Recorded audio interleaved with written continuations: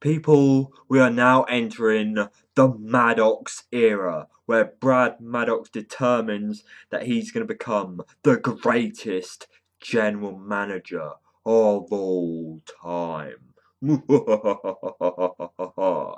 Well, Brad, I don't see that happening. I personally find you quite boring. You've not really worked out anywhere else in the WWE. So what makes us believe, or you believe, this is going to work out for you either? But he makes some matches tonight. We're getting Ziggler versus Del Rio, because at Money in the Bank, Ziggler was unable to beat Del Rio to capture the World Heavyweight Championship because of AJ.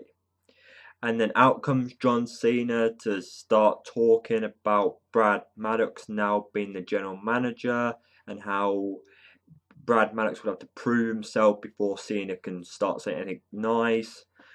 Brad Maddox has admired Cena from an early age. I don't know why, apart from the excuse people keep making. But he does great for the WWE outside, doing all the charity work. But in the WWE itself, yeah, okay, admire him there. Yeah. But he gives John Cena the chance to pick his own SummerSlam opponent. Is that because he's John Cena? Because he's the champ? Or because you're sucking up to the WWE's top dog? But this brings out Randy Orton, who captured the Raw All-Star Money in the Bank briefcase at Money in the Bank pay-per-view. And he goes on saying how he is not going to cash in his briefcase tonight. He's not going to make the same mistake John Cena made. And he's going to wait. Wait for the right time. A time where you, John Cena, will not see it coming. And this brings out Barn, Don, Go. And as he tries to teach John Cena how to pronounce his name, this is winding Orton up, and Orton and Fandango end up having a small brawl before Brad Maddox puts them two in a match. This match happens to be quite competitive, and I think maybe this is a way of Fandango showing that he's back, he's ready for anything, and maybe the WWE are going to start building his career again. But the match was alright, but it ends up with Orton defeating Fandango like he should.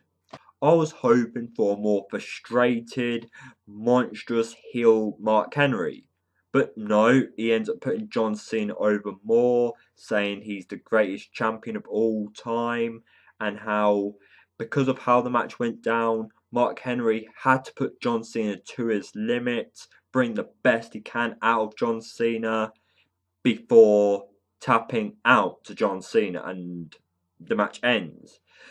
But Mark Henry wants a second chance. He wants to go to SummerSlam to prove that he can defeat John Cena, and he will become the next WWE champion. This, for some reason, brings out the heel faction, The Shield. And The Shield end up surrounding the ring and start attacking Mark Henry. Mark Henry puts on a good fight, beating them down before the whole hold back and then spear, then the power bomb to put down Mark Henry. I guess this got the Shield on TV somehow for a little while, and it's put down another big part of the WWE's roster, Mark Henry. But it's still a heel attacking a heel. But overall, the main thing you're taking away from this segment is Mark Henry wants his second chance to get the job done. The relationship between Dolph Ziggler and AJ has finished. Yes, there are going to be fans who are disappointed by that fact, because the relationship between Ziggler and AJ was a lot better than Ziggler and Vicky.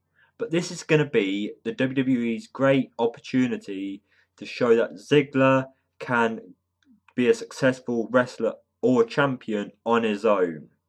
As for AJ, I think this Money in the Bank's match and this match may show the continuation of AJ's character.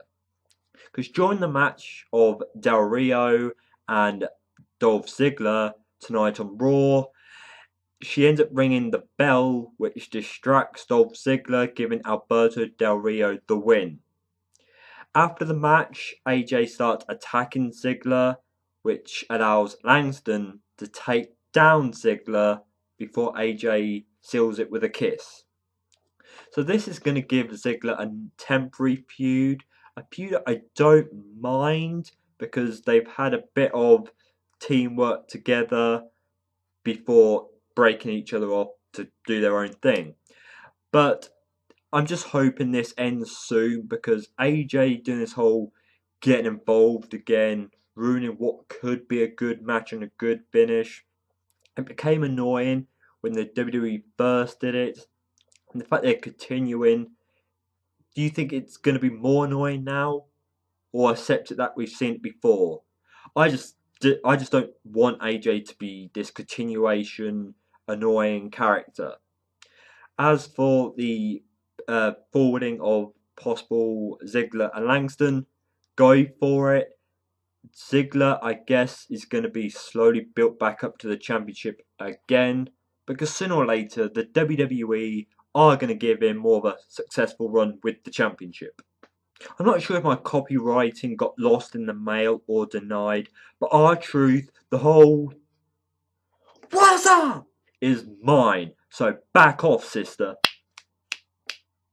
But maybe what happened to you tonight on Raw was payback for taking my "What's up?" because the Wyatt family start attacking R-Truth. And then Bray Wyatt cuts a promo saying, "We all have illusions of what a hero is or what they do for us. But in fact, everything's not alright, and we've had people or someone who's turned their back on us, leaving us on our own. But the Wyatt family or Bray will not do that to you." This almost felt like believe in the Wyatt family or believe in Wyatt. But this brings out R-Truth once he's recovered from his first beatdown, and he ends up getting beat down again. But I love the fact that Bray was like, "Come and get me, my brother. I'm ready for you." Only for him to get beaten before R-Truth gets beaten down. But the thing it finishes with was quite interesting. Bray is focusing on Kane, and he ends by saying, "Kane, follow the buzzards." I'm not quite sure what buzzards are, but if this is building up a feud of Bray and Kane, or the Wyatt family and the Brothers of Destruction, I'm interested. But then again, this is the second Raw where the Wyatt family just get their little segment and that's it for the night. Call whoever you must, people, because at the Money in the Bank pay-per-view, there was a huge robbery. Neither Antonio Cesaro or Jack Swagger won the Money in the Bank briefcase. Zeb says how John Cena needs to put that right by choosing either one of them to be his opponent at SummerSlam. And this brings up the fact that we got the chance to vote who this new tag team of Jack Swagger and Antonio Cesaro, the Real Americans, are gonna get to face. Not in a number one contender, just a match for tonight's Raw. We got to choose Usos, Tons of Funk, or Primetime Players. Surprise, surprise, the match ended up being with the right tag team in my opinion, which was the Usos getting their match against the new tag team, and we voted for the tag team that was going to defeat the Real Americans. Great idea, WWE. Stupid freaking app. I don't know why the WWE did this, but our SmackDown Money in the Bank briefcase winner ends up getting rolled up in a short match against Christian.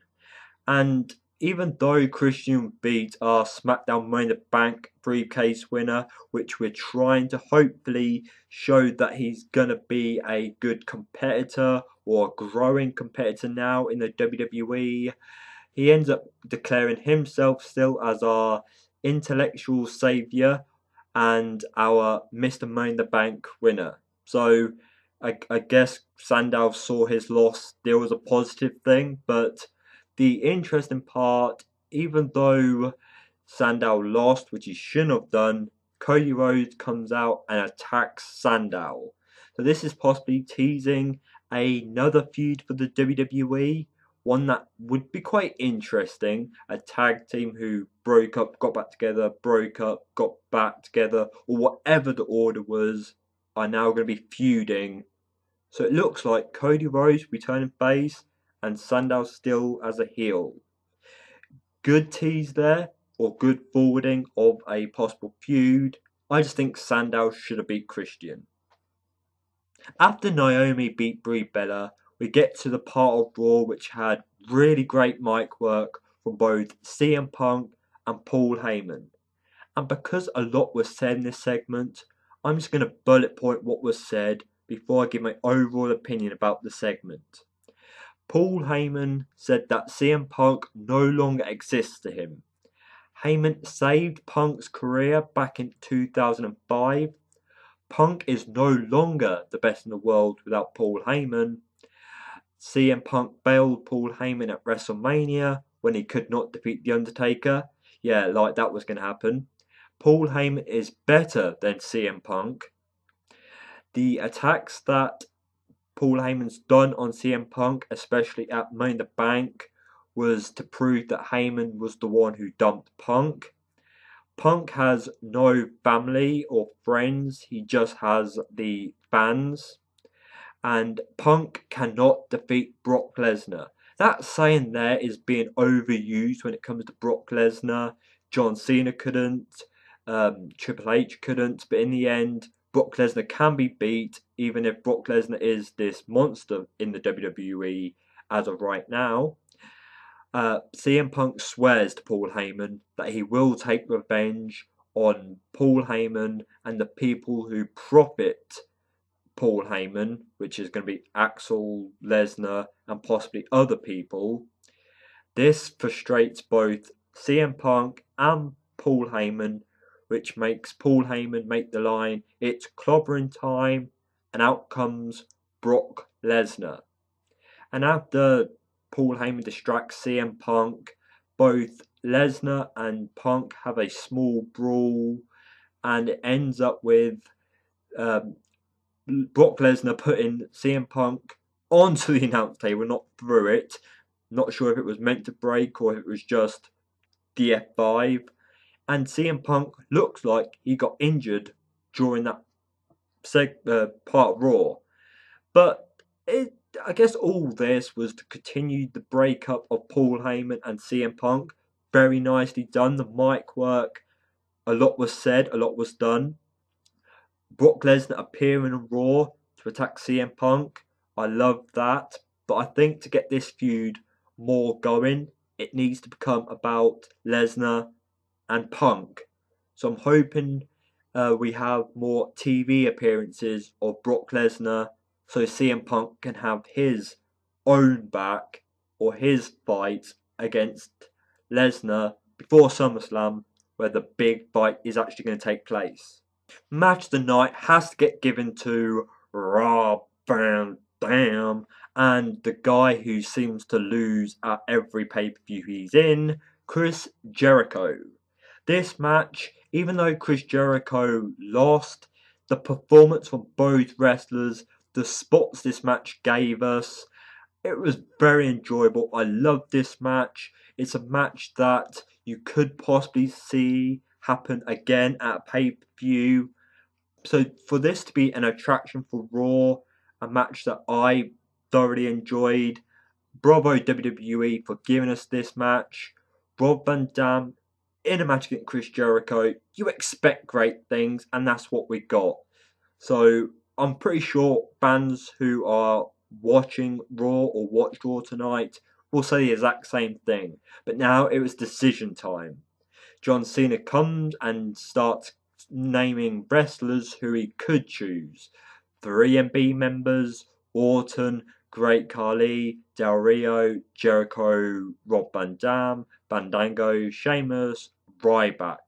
But the fans throughout the whole night, throughout the whole segment, chant yes, Daniel Bryan, and I just could not believe that in the end of this segment, at the end of Raw, John Cena chose Daniel Bryan. So at SummerSlam, it's on. He's chosen Daniel Bryan, the guy who over the past few weeks, months, has had great build-up. He's been a focus on Raw, and now he's going to continue getting that focus as he goes one-on-one against John Cena at SummerSlam. Bravo WWE on the build, but it's as much as I'm praising this match because it's going to be a great match with the booking Daniel Bryan's getting, and with Daniel Bryan going against the top dog, it's going to be great. But please, please, please, somehow, some way, don't make it like the Mark Henry thing. Great moves in the match, but in the end, it gets fed to John Cena, and that's the end of it. Because this is something that many, many fans are going to want to see and believe in. So WWE, surprise us and give us this match as hard as you can. Come on, Daniel Bryan. Daniel Bryan. Daniel Bryan. That's what the chant should be, not yes, yes, yes, yes. But anyway, people, this has been my thoughts on Raw. Please share your thoughts in the comment section below. And I am that damn good because I am NJ. And thank you very much for watching. Until next time, later in the week, goodbye.